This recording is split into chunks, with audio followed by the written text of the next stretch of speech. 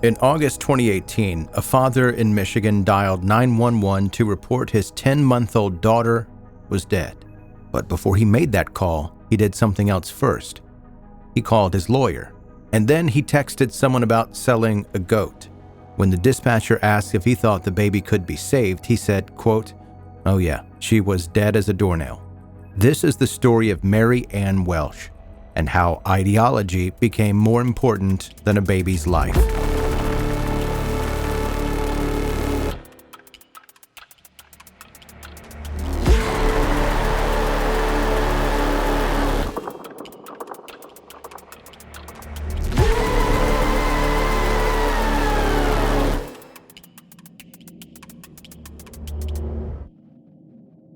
There's this 911 call from August 2018 that's going to tell you everything you need to know about this case. A guy named Seth Welch calls from his home in Solon Township, Michigan, near Grand Rapids. He tells the dispatcher that one of his children is dead. Not, "My baby isn't breathing," or "Please help me." He says he needs to report this, like he's calling about a downed power line. The dispatcher asks when he found the child. Around 10 that morning, he said. She's confused because it's now past noon. So she asks, "You found the child an hour and a half ago and you called your lawyer first?" "Yes," Seth Welch says. Then she asks if he thinks the baby is beyond help. He says, "Oh yeah, she was dead as a doornail." Dead as a doornail. That's how he described his 10-month-old daughter, Mary Anne. Seth Welch and his girlfriend Tatiana Fusari lived on a property they called a farm in Solon Township. The outside of their house was covered with massive hand-painted plywood signs. Bible verses, warnings about judgment, religious declarations. It looked like they were trying to keep the world out, marking their territory as sacred ground. When law enforcement got inside, they called it a house of horrors. Mold everywhere, insects, vermin living in the walls. The conditions of the home were terrible. Here's the thing about Seth Welch, though. He didn't care about the physical world. The house could be rotting. His kids could be living in filth. None of that mattered as long as his ideology stayed pure. Seth worked on the farm. Tatiana had a job at McDonald's. They had multiple children together, and their first encounter with Child Protective Services happened in 2014, when their oldest child tested positive for THC at birth. That CPS involvement cemented everything Seth believed about the government being his enemy. He saw himself as the head of an autonomous family unit that didn't answer to the state or doctors or anyone. He'd post videos on Facebook staring into the camera, explaining his worldview. In one, he titled himself Seth Welch, a mind reader generated by Christ. The centerpiece of his belief system was natural selection. Seth believed that weak people, especially weak children, should be allowed to die off. That it was nature's way, God's way, of making sure only the strong survived. He said this all openly on camera. The weak die off, that's how it's supposed to be. And modern medicine, he called doctors the priesthood of the medical cult.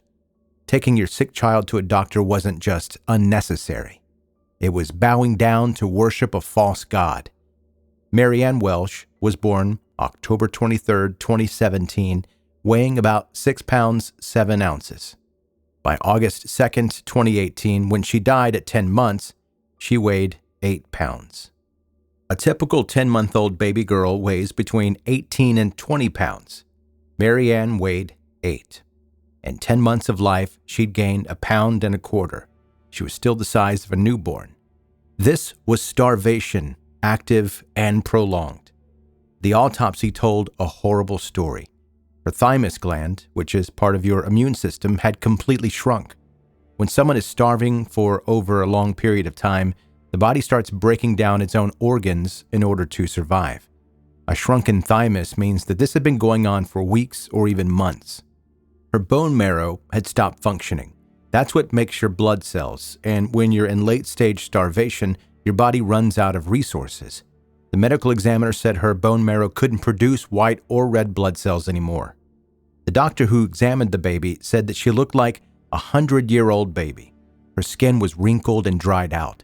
When you touched it, It stayed tented up instead of bouncing back because there was no moisture in her tissues. Her eyes and cheeks had sunken deep into her head. The medical examiner testified that any adult who looked at this child would immediately know something was catastrophically wrong. Mary Anne died slowly, over months, while both parents watched. During police interviews, both Seth and Tatiana admitted they'd noticed she was skinny. They'd been aware for at least a month before her death, but they never took her to a doctor. When investigators asked them why, they gave 3 reasons. First, fear of Child Protective Services taking their other children.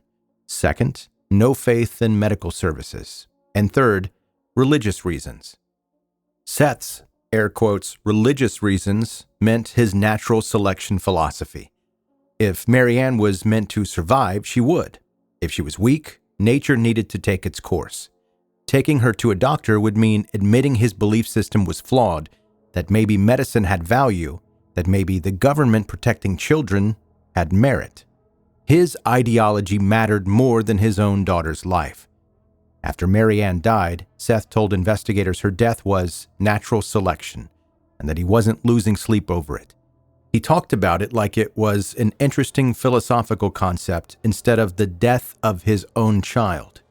On August 1st, 2018, around 3 p.m, Seth and Tatiana put Mary Anne in her crib. That was the last time they saw her alive. They didn't check on her for 19 hours. When they walked into her room at 10 a.m. the next morning, she was dead. Seth Welch then called his lawyer. He wanted legal advice. The jackass lawyer told him to wait until they arrived before contacting the police. While he waited those 90 minutes, he called his parents. And then, while his daughter's body was in the next room, he texted someone about selling a goat. He was conducting livestock business. Investigators also found that he Googled something about why a rapper had been kidnapped. He was browsing celebrity news while Mary Anne's body was going cold in the crib. An hour and a half passed before he called 911. His priority was protecting himself legally. When officers arrived, the condition of Mary Anne's body made it obvious something terrible had been happening for a long time. Her crib was torn and soaked with urine. The house was filthy, falling apart, neglected. Both Seth and Tatiana talked to detectives. They both confirmed they'd known Mary Anne looked skinny and underweight for at least a month. They both explained their 3 reasons for not contacting a doctor or getting any type of help. Seth repeated his natural selection talking points, explaining how the weak die off. He showed absolutely no emotion. Investigators, and later the judge, commented on how disturbingly calm he was. Tatiana's role was more complicated. She was Mary Anne's mother. She was there. She saw everything. She admitted she'd noticed the baby looking skinny. Her defense was that Seth had complete control through violence. She testified that he physically and sexually abused her. He would rape her and beat her with wood when she broke his rules. She'd internalized his reality so deeply that when he said Mary Anne was naturally slim, she forced herself to believe him. People who knew Tatiana before Seth said she'd completely changed. She went from outgoing to withdrawn and submissive. Her lawyer argued that she was a battered woman acting under duress. The prosecution pointed to one fact. Tatiana worked at McDonald's. Every shift, she was in public, away from Seth's supervision. She could have told a coworker, called 911 from the restaurant, driven Mary Anne to a hospital, slipped someone a note, even. She had regular opportunities to save her daughter and didn't use them. The prosecution argued that even if the abuse was true, even if she was terrified, she had a duty to protect her child. Tatiana's story also changed. She told investigators she didn't notice Mary Anne was unhealthy, contradicting her admission that she'd known the baby was skinny for a month. The jury didn't believe the duress defense. In October 2021, they found her guilty of felony murder and first-degree child abuse. Seth Welch's trial happened first, in January 2020. His defense attorney argued Seth and Tatiana were simply inept, too consumed by religious beliefs to understand what was happening. The prosecution played the 911 call.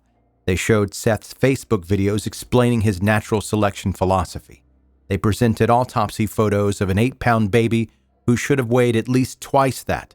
The The prosecutor said, quote, he knew she was going to die, and he was waiting for it. That's why they called their attorney first. The jury found Seth Welch guilty on every count. Life in prison without parole. Tatiana was also convicted and received life without parole. This case is driven by ideology rather than impulse. Seth and Tatiana didn't kill Mary Anne in rage or violence. They killed her slowly, over months, while justifying it through a twisted belief system. Seth Welch had constructed a reality where he was essentially God of a household. He decided what was true, what was right, who lived and who died. He wrapped it in religious language, but underneath it was extreme narcissism and obsession with control. Being right mattered more than his own daughter's life. Those signs on the house, the Facebook videos, the refusal to engage with the outside world, it was all about maintaining this fortress of ideology. And Mary Anne died trapped inside, invisible to everyone who might have helped. Investigators found empty baby food jars at the house. The defense tried using that as proof that they were feeding her. But it means there was food in the house. They were eating, and their baby was starving right in front of them. The medical evidence doesn't leave room for doubt. The shrunken thymus, the bone marrow that stopped working, the dehydrated skin. Those conditions take months to develop. This was watching your child waste away bit by bit and deciding your beliefs were more important than picking up a phone.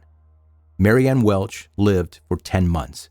She spent nearly her entire life starving to death. Her parents will spend the rest of their lives in prison. Seth Welch told investigators he wasn't losing sleep over what happened. The rest of us probably won't be so lucky.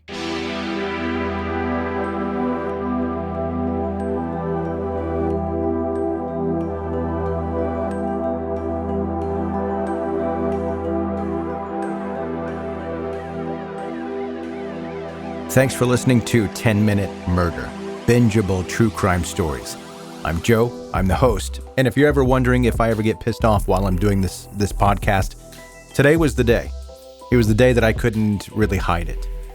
I mean, the cases do make me angry from time to time, but I'm usually able to distance myself from that emotion in order to tell the story. But this one really gets to me. All right, let me get to an email before I say something that'll get me in trouble. Subject, your curiosity shows. Joe, what stands out to me is your curiosity. It feels genuine, like you're trying to understand rather than perform on a podcast. That makes your show feel human, and I really appreciate it. Also, can you cover the story of the death of a little girl that happened in my state a few years ago? Her name is Mary Anne Welch, and you know where this is going. This is Paul in Marquette, Michigan, and he's the one that suggested that I cover this story. So I want to appreciate Paul for sending that in. It's a case that I did not know about. And I'm torn because part of me still wishes I didn't know about it, but also I'm glad that I covered it here. The story deserves to be told. All right, if you're a brand new listener to the podcast, make sure you hit subscribe wherever you're listening right now. You can also go to 10minutemurder.com, and on my website, you can email me like Paul did, suggest a case like he did. Also, sign up for the weekly newsletter. You can read the murder blog, among other things, there on the website, 10minutemurder.com. If you're an OG listener, and I've had some questions about how will I know if I'm an OG listener? And it's pretty simple. Have you listened to all the episodes? And at this point, there's in the neighborhood of 600. If the answer is yes, OG. You gotta be with me for a while if you've managed to power through that many episodes. Now, I know some of you are still working on it. You're loyal listeners. You listen to every single episode that I put out, but you haven't quite made it through all of them. You can still be an OG listener. There are podcasts that I've listened to for years, and I would consider myself an OG listener of their podcast, but I haven't listened to all of their episodes. So I'm not saying that it's an exclusive thing that you have to do. But I am saying if you've listened to all of them, you're in top tier category. And if you do consider yourself an OG listener, I love you, and I hope you continue to listen and share this show with your friends and your family. And that's going to do it. That's your episode for today. Thank you again for listening to 10 Minute Murder.